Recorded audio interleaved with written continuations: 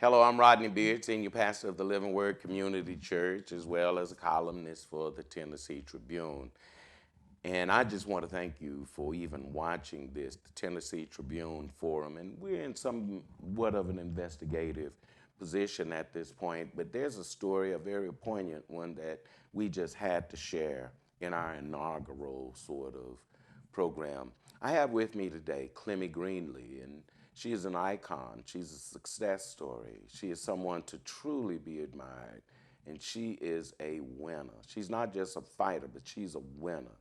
She was born in 1959 to two parents in one home, which by today's standards is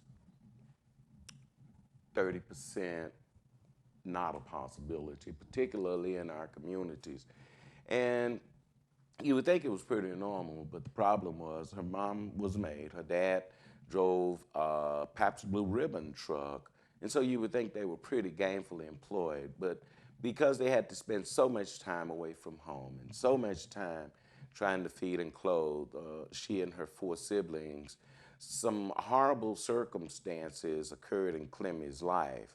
You know, you think all intact homes are really intact, but this one wasn't. The story goes that her mother and her father were both very severe alcoholics, and because of that, there was a lot of abuse, there were unspeakable acts of neglect, there was violence, and Clemmie's life was an absolute horror. But she's here today to discuss that with us and tell her story in her own words. Between 10 and 12, you started smoking pot, taking street pills, and by 12, you had taken your first trip to juvenile. Is that correct? Yes, yes.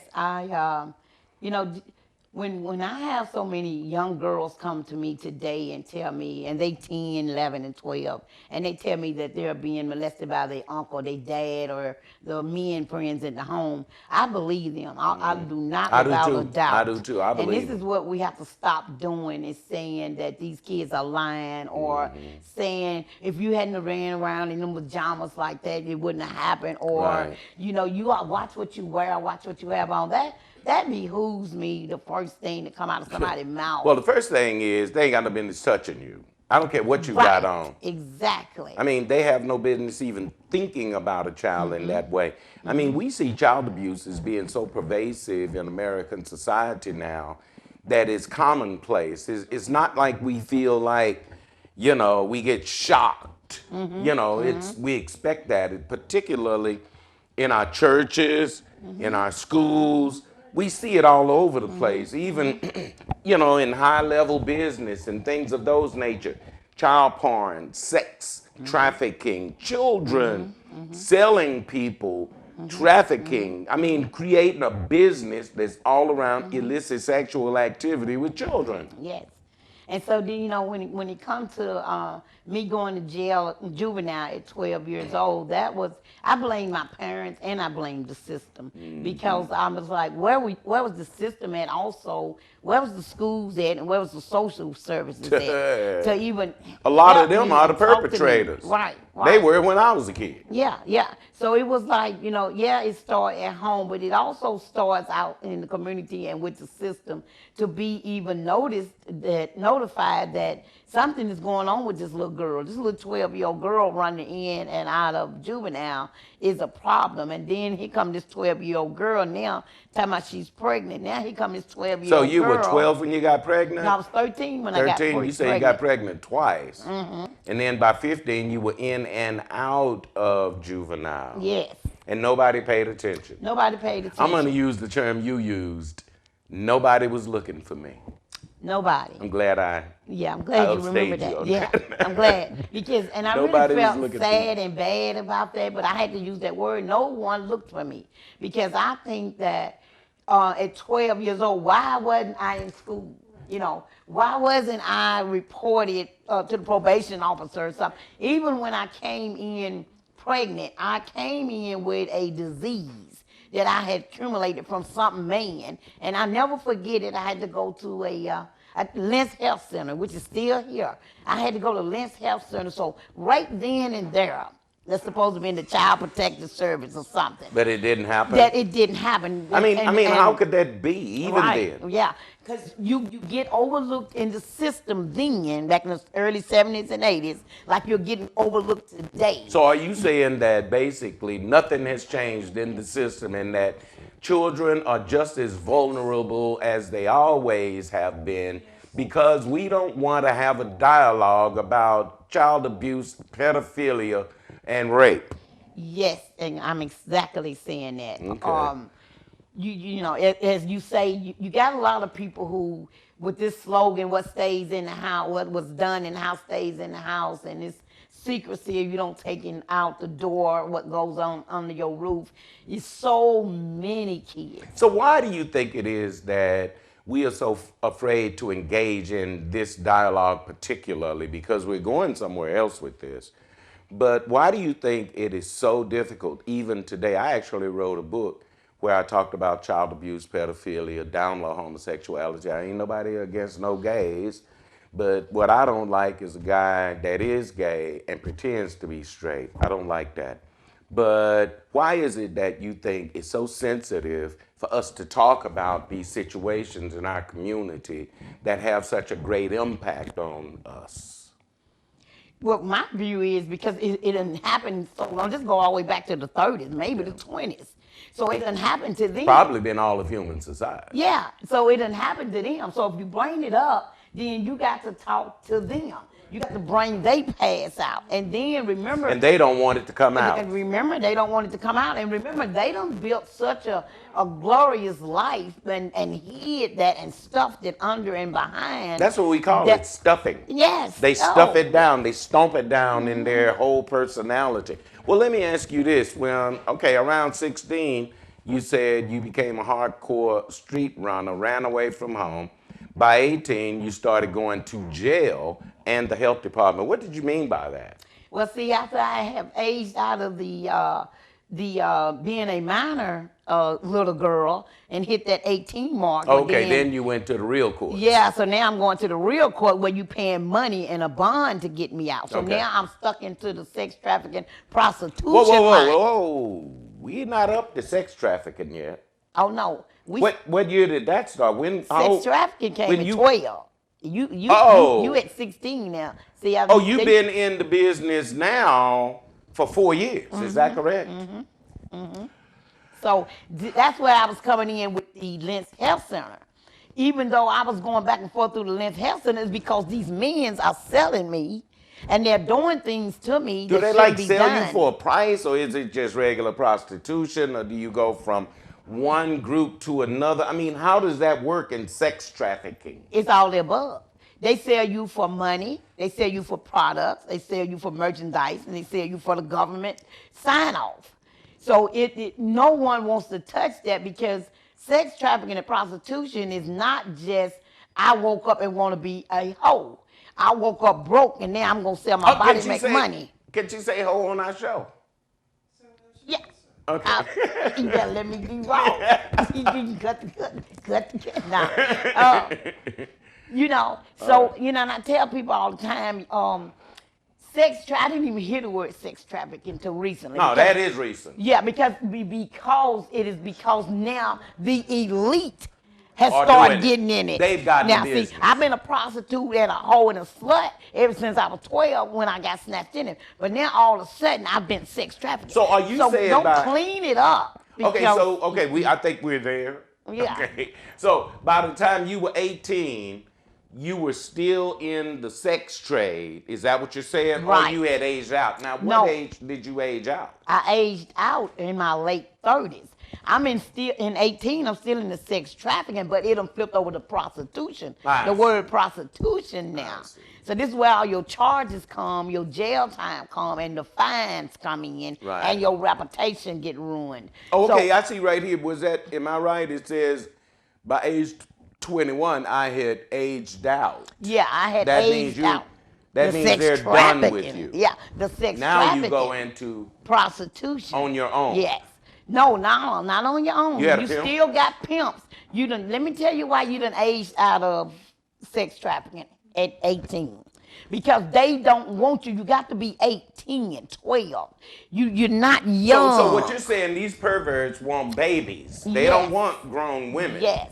You know, Yes. like the guy with Subway, Jared Fogle. Mm-hmm. And there's a huge market for that. Yes.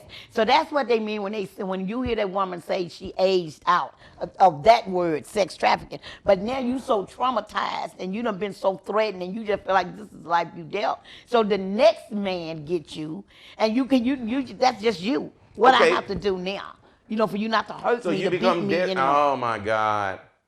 Okay, 21, aged out, 22, became addicted to shooting up drugs in my arm. By 24, you say you had become a junkie and a homeless street hustler. What does that look like? It's terrifying. The dope and the drugs that they give you because you have to have something to even go through the torture that they put you through. God. Once you done aged out, remember you done got hooked on all of this stuff like you get hooked on today. You'll get hooked on a prescription drug. So you done got hooked. Well, let me say me. I've got hooked on this intravenous shooting up. I've got hooked on the powdered cocaine that they make you snip up your nose and the lower tabs they make you because you don't want to do this, but you have to they do this to you to quieten you. That's why I tell people all the time about that story in Ohio. Those 3 girls in that basement for 10 years. You can't tell me them girls made that up. I've been there. Once they seduce you and then give you that sedative, you are slumped like a washcloth. Your mouth is gagged up and you're tied up. You know what I want to do? I want to send Captain Mario out to beat them all up. You think we could get him to do it? You think he's too old to do that? But now, see, Captain Mario would have to start with the government first, though. Yeah. See, he would have to start with them. They ain't no street peddlers. Because I want to get somewhere. I want to get to what your real purpose is. Now, all these things happen. All these things are true.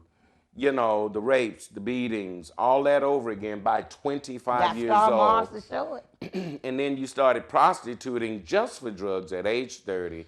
By 38, and 8 years later, you went to jail for intent to commit murder. What happened then? That was the time I really wanted to die. I had got stabbed in my back. And who stabbed you? One of the tricks. John? Why he stabbed you? Well, because I was tired. I was trying to get away. I didn't want to perform. Whether they gave me the money or not, I was just tired. I'm 38-some years old. I don't care. And so I wanted to really get out of it. I was mad because once I got stabbed and didn't die, had you hoped you would die? Oh, yes. I mean, how many times do we hope and wish we OD and not wake up? My God, you're going back to the same thing. Even in juvenile, how many times do we pray that nobody come and get us? Leave us in there. Don't come and get me. Oh, my God, that is... Don't come and get me. Do y'all hear this? But do y'all hear this? Cry. So when these girls got their head down like this and they can't look at you in eye to eye, is because your soul and your spirit is gone. So when this guy, your soul and spirit is gone. Oh, it's gone. It's gone. I never ran into Christians. So, I ran into a whole lot of churches, but I didn't run into no Christians because none of them pray for me. Whoa. You ran into a whole lot of churches, but very few Christians. Very few Christians. How can that be? Well, once you stepped over me and didn't pray for me, once I knocked on your window and asked for that food because it was Thanksgiving and you rolled it up and spit on me and told me to get away. I'm so sorry. Once I begged you to just pray for me because I'm sitting here with a half of a skirt on and a piece of bra on and all this thick-ass lipstick and some high-heel shoes, and you don't pray for me, so you can't tell me that you're no Christian and you just came out of church. So when I see that, I'm already... Do you hear that, church? Yeah. Church. Yeah. Do you hear that? So that's coming from the authority, okay? Yeah. So when I see that, I already feel doomed. So you can't tell me about no Jesus, no God. So just let me die because this is the hand I done been dealt. Do you hear that, church? So when I did the stabbing, I knew that I was free. I didn't die, but at least I know I'm finna leave the streets. And so I'm going to get three carts, 3 meals and a cart. 3 hots and a cot. Yes, and I'm going to have somebody there that's going to talk to me and really just want to hear me and see who I am. Right. So I'm facing 21 years. So I'm 38 years old, so I don't got to worry about coming up out of there in 21 years because I'm going to do something in there that's going to come get Okay, me. so how long were you in jail at 38? 9 months. 9 months. So Simply you got out because at the guy 40 didn't something. die.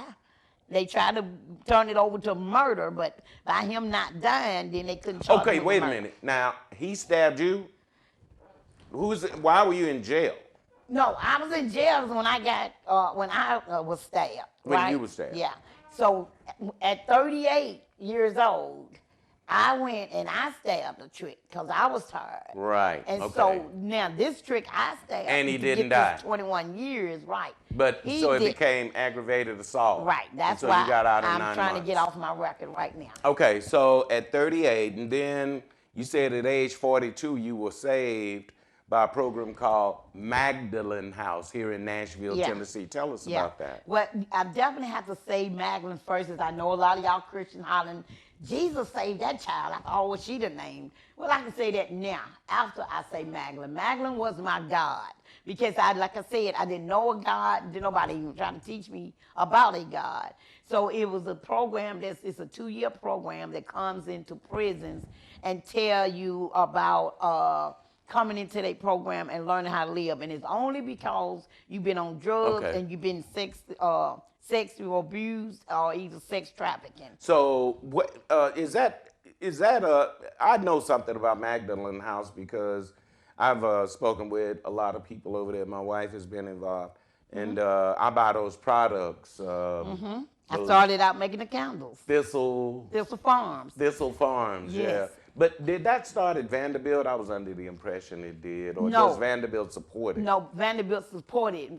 What they did, they gave Reverend Becca Stevens, she's the founder, they gave her that little building to use so we can go in there with all of those products and ingredients and have someone to work out They of. got the best lip balm in the world. I know that. Yeah, so now they're $1 million industry. Are they? Yes, but what that done is it gave women like us a chance to learn how to get work skills and how to develop strategic planning and stuff that we didn't know how to do, because they would ask me, fill out my resume, and I'm like, what would be on my resume? Like where was your last job? Jiggles and Roll, who was your boss? Pimp Daddy, I mean, Pimp Daddy. where was the location? Holstroll, Jiggles and Roll, My God. you don't have.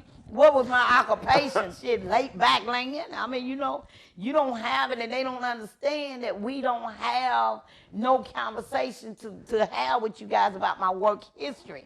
That's And your work history. That's my work history. So this is what she gives back to us. Right. Now I know how to do a sales pitch. Now I know how to do marketing. Now I know how to That's make so candles. good. Now, now I know how You to hear that, speak. Magdalene House? You hear Yes, that? thank you, Magdalene.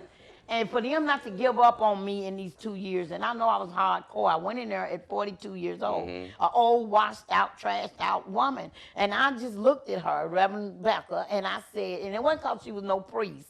It was because to me. She cared about you. She found you. She went looking for you. Yes, it was because to me she was the one that came looking for me. She was the Christian. Yes, she was the Christian. You hear that, Reverend Becca Stevens? Yes. And so I looked in her eyes and I asked her, I said, I am 42 years old. Do you really believe I can be saved and I can change? And Isn't she that said, amazing? yes, my child. She said, she didn't say if, she said, when you change and finish this program, what is it that you always wanted to do? I said, never tell a person a lie. That's all I ever want to do. Never tell a person a lie and never let Because you wanted nobody- your life to be your truth. Yes, and never want anybody to Well, go let's through what I went through. so Magdalene House worked. What happened at 42? There was another big event in your life in December 2003 or March 2003. You graduated. Yes, I came out of Magdalene. And tell us about your son and that situation. I came out of Magdalene 2003. Yay, I finally graduated from something. That's good, though. I mean, that's it the is best to thing me. you could graduate from. It is to me. It really is. But anyway, the child that I had at 13, the first child, he was already out here in the streets raising himself. Because remember, if my parents was alcoholic and I had him at And 13. he lived with 'em. That means They raised getting him what too. you got. He's getting what I got. Even worse. Oh yeah, even worse, even worse. He had a little bit of training from me because I was during the time trying to figure out how to run to get to Magdalene. I was still running in and out of his life while he was out there in the street. How were you running in and out of his life? I mean, you saw him, you saw him, he saw you, you knew him, Yeah. he knew you. Yeah. Well, we didn't know each other at first because when I first came back around, he was like he might have been 12. When I left, he was like 5, 6. And when I came back around, he was probably like 12. Now I have to ask, like, which one is my boy? You know, sitting in a crowd of people, you know, which one is my boy? So when I came back around his life. That's amazing. Yeah. That is so amazing. So once I came back around, I saw this tall, handsome, dark young man, and I was like, you got any money, boy? That's the first thing I asked him. I said, you got any money, boy? You didn't know he was your son? No, I knew they done told me who he is. Okay, so you go up. Yeah. So I don't say, oh, I'm your mommy. You say, you got any money, You got boy? any money, boy? And he was like, no, what's up? I said, you need to know how to make some money. That's all you knew? Yeah, that's all I knew. Right. I didn't say, did you in school? You got good grades? Right. I didn't say, come on, let me show you how to help raise you. I didn't know how to say all that. I said, come on, let me show you how to make some real money because you can't be running around here broke, especially talking about you, my son. Right. And I took him and showed him. As if that was a badge of honor. As if that was a badge of honor, and the reason... it was all you knew. It was all I knew. And the reason I told you I needed to say this on camera to everybody and be blunt about my story is because... Talk to them. Be blunt about my story because this is what's going on today, community. Right under your nose. Right under your nose. We as parents, including the daddies and the mothers, we are taking our kids and showing them how to click that gun. We're showing them how to bag that dope. We're showing them how to count that illegal money. We're showing them how to pimp them hoes. We're showing them how to disrespect our elders. We are showing them, and we're showing them how to disrespect them women. I was only talking about my story because I needed everybody to know that everything my son knew, I taught him. I paid the ultimate price. So now I'm talking to people about the ultimate price is being paid out here in the streets now with the same thing, gun violence, because my son was gunned down in the streets in Salacourt, December 8, 2003.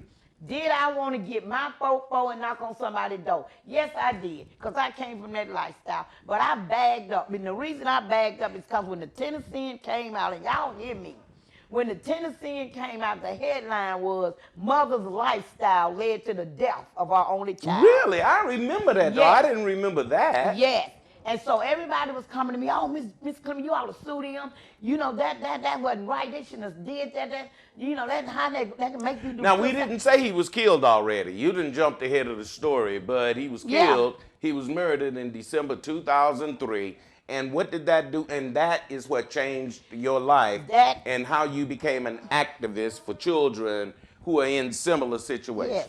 When they said that you, because of your lifestyle, your child, what did that do to you? Yeah. Well, when they had that headline come out, remember y'all, I just come out of treatment, 8-9 months earlier in March. I got out in March 2003. My son, our only child, was murdered. He was 29 in December 8th of 2003. When that headline came out, I was hurt, I was hit hard, and I was devastated. But more than anything, I had a rude awakening, but I had a spiritual awakening. Come on, somebody. Come on now. I had to say that. I had a spiritual awakening to be able to realize after the 2 years that I turned my life around and try to learn and grab everything I could that I was never taught, that ain't no way I'm finna call this newspaper a lie. Because they telling the truth.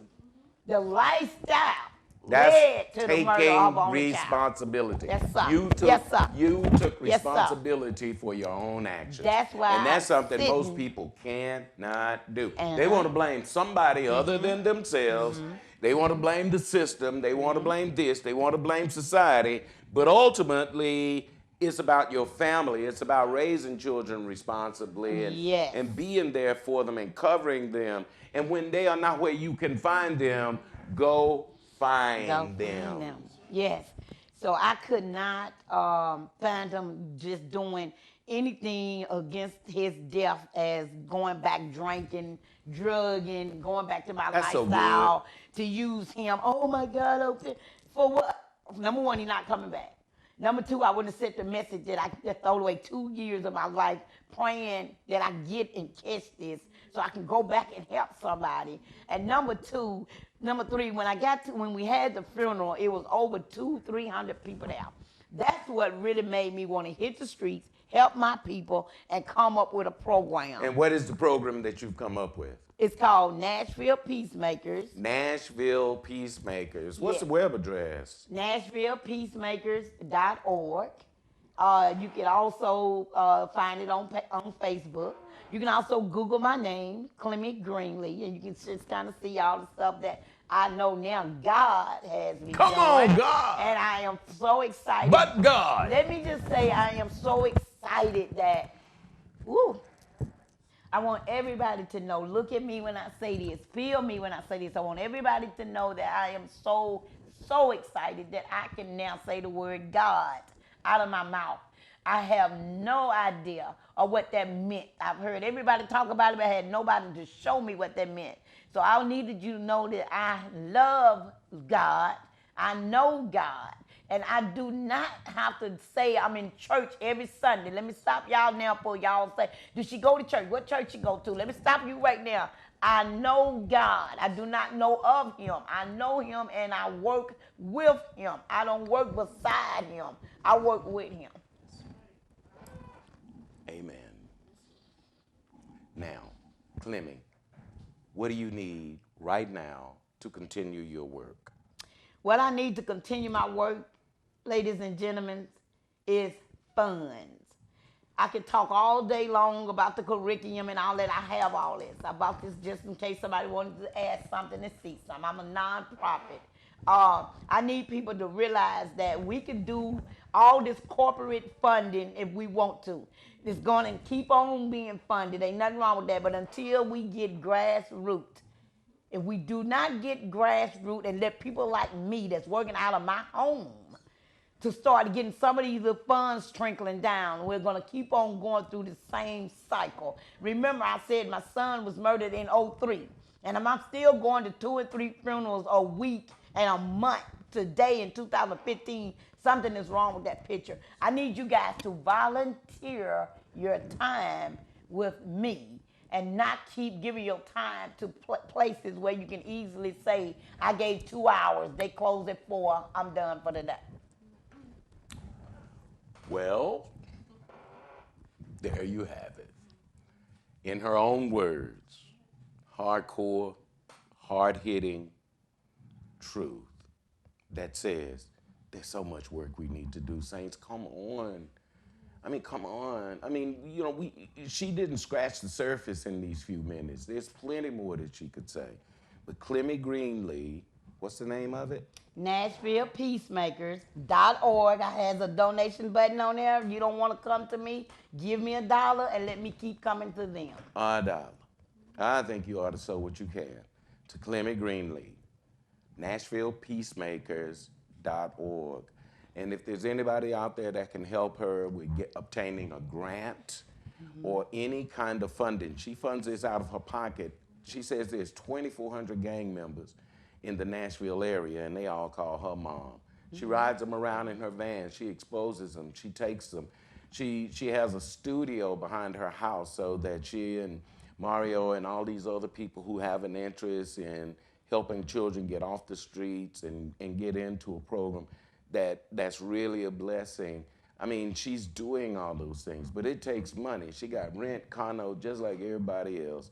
She doesn't hold down a regular job. This is what she does. This is her job. This is her regular job. She has given of herself to help kids you don't even know. But it can make a difference. I'm Rodney Beard. I'm senior pastor of the Living Word Community Church and president of the National Action Network. But I also write for the Tennessee Tribune, a weekly column. Won't you pick it up and read it? We've talked about Clemmie. We're going to have Clemmie on other shows. And we're just so happy to be able to present her story to you. You know what? When we put it on Facebook or wherever, share it. Share it with everybody. Share, share, share. Because this lady really, really, really deserves our help. All right? Amen? Well, God bless you. I'm Rodney Beard. Cheryl is here, but you'll see her on the next show. And we're just so happy to have been able to share with you. God bless you. My service is at Sunday, 2304 Hobson Pike in Antioch at 10 a.m. and Wednesdays at 6:45. We even feed you, and I hear the preach out there is pretty good. So, Yeah, okay. I mean, you ought to come. God bless you. Thank you so much, and we'll see you next time.